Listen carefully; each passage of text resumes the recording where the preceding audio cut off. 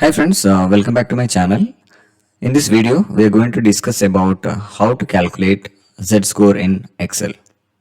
If you're new to this channel, please press the subscribe button and click on the bell icon to get notified. So before going to the calculation, first let's see what is Z-score. The Z-score is also known as the standard score, gives us an idea of how far a data point is from the mean. Z-score is measured in terms of standard deviation from the mean. For example, a standard deviation of 2 indicates the value is 2 standard deviation away from the mean.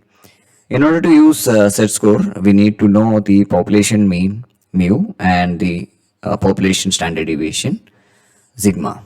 A Z-score can be calculated using the formula Z is equal to x minus mu by sigma, where Z is the Z-score, X is the data point of interest or the element, mu is the population mean, and sigma is the population standard deviation. So we have the data points here, the observed values. It can be anything. I'm just considering this is a mileage of vehicles. So you have the data points here. Now let's calculate the Z-score value. So to do that, we need, for calculating the Z-score, we require the population mean and the standard deviation. So let's get the mean. Mean is nothing but the average. So average of the observed values. So now we have the mean or the average. Now we need standard deviation or SD. Standard deviation of the observed values. Now we have the mean and the standard deviation. Now let's calculate the Z-score. For calculating Z-score, we are subtracting the observed value from the mean value divided by the standard deviation. So we got the Z-score value. So in order to calculate for all the values, we can put a holder using dollar symbol, so that will lock the cell.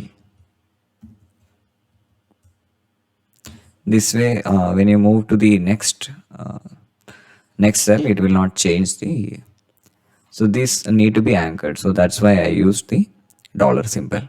So this is how we can calculate Z-score in a traditional way. But Excel has additional option to do this.